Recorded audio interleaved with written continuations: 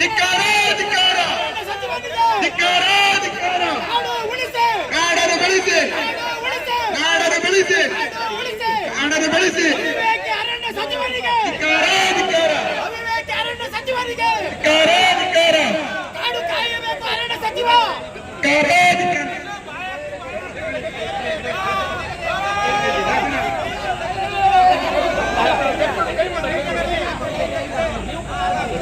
ಧಿಕ್ಕಾರ ಧಿಕ್ಕಾರ ಧಿಕ್ಕಾರ ಧಿಕ್ಕಾರ ರಾಜಕಾರಣಿಗಳಿಗೆ ಧಿಕ್ಕಾರ ಧಿಕ್ಕಾರ ಮಂತ್ರಿಗಳಿಗೆ ಧಿಕ್ಕಾರ ಧಿಕ್ಕಾರ ಒಗ್ಗಟ್ಟಿರಲಿ ಒಗ್ಗಟ್ಟಿರಲಿ ಇದಕ್ಕಾಗಿ ಹೋರಾಟ ನ್ಯಾಯಕ್ಕಾಗಿ ಒಗ್ಗಟ್ಟಿರಲಿ ಜಯವಾಗಲಿ ರಾಜ್ಯ ಕಬ್ಬು ಬೆಳೆಗಾರರ ಸಂಘಕ್ಕೆ ಜಯವಾಗಲಿ ಕಬ್ಬು ಬೆಳೆಗಾರರ ಸಂಘಕ್ಕೆ ಜಯವಾಗಲಿ ಜಯವಾಗಲಿ ನಡೆಯುವುದು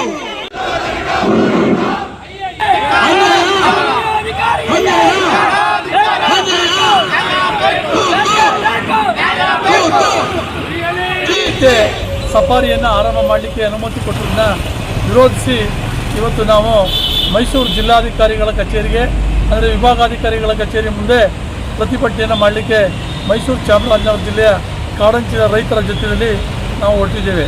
ಸಫಾರಿ ಅನಾಹುತ ಏನಾಗ್ತಂದರೆ ಕಾಡಿನ ಒಳಗೆ ಇರತಕ್ಕಂಥ ಪ್ರಾಣಿಗಳು ಹೊರಗೆ ಬಂದು ಸುಮಾರು 4 ಜನ ರೈತರನ್ನು ಪ್ರಾಣಾಹುತಿ ತೆಗೆದುಕೊಂಡಿದ್ದಾರೆ ಹುಲಿಯಿಂದ.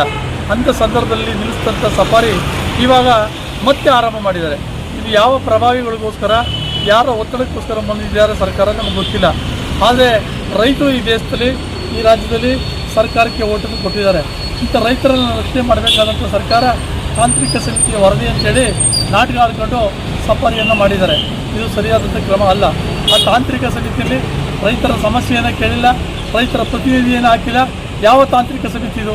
ರೈತರಿಗಾಗಿ ರೈತರ ಅನುಕೂಲಕ್ಕಾಗಿ ಬೇಕಾದಂಥ ವಿಚಾರಗಳ ಬಗ್ಗೆ ಗಂಭೀರವಾಗಿ ಚಿಂತನೆ ಮಾಡದೆ ಮುಖ್ಯಮಂತ್ರಿಗಳು ಅಥವಾ ಅರಣ್ಯ ಮಂತ್ರಿಗಳು ಸಫಾರಿ ಅನುಮತಿ ಕೊಟ್ಟರನ್ನ ಧಿಕ್ಕರಿಸ್ತೀವಿ. ಸಫಾರಿ ಅನುಮತಿಯನ್ನು ನಿಲ್ಲಿಸದೇ ಇದ್ದರೆ ಖಂಡಿತವಾಗಲೂ ಕೂಡ ಇಡೀ 2 ಜಿಲ್ಲೆಯ ಲಕ್ಷಾಂತರ ರೈತರು ದೊಡ್ಡ ಹೋರಾಟವನ್ನು ಮಾಡಬೇಕಾಗ್ತದೆ. ಇವತ್ತು ಸಾಂಕೇತಿಕವಾಗಿ ಜಿಲ್ಲಾಧಿಕಾರಿಗಳ ಕಚೇರಿ ಮುಂದೆ ಮೈಸೂರು ಚಾಮರಾಜನಗರ ಜಿಲ್ಲಾಧಿಕಾರಿಗಳು ವಿಭಾಗಾಧಿಕಾರಿಗಳ ಸಮ್ಮುಖದಲ್ಲಿ ಬರ್ತೀವಿ ಅಂತ ಹೇಳಿದ್ದಾರೆ. ಅಲ್ಲಿ ಏನು ಚರ್ಚೆ ಆಗ್ತದೆ ನೋಡ್ತೀವಿ.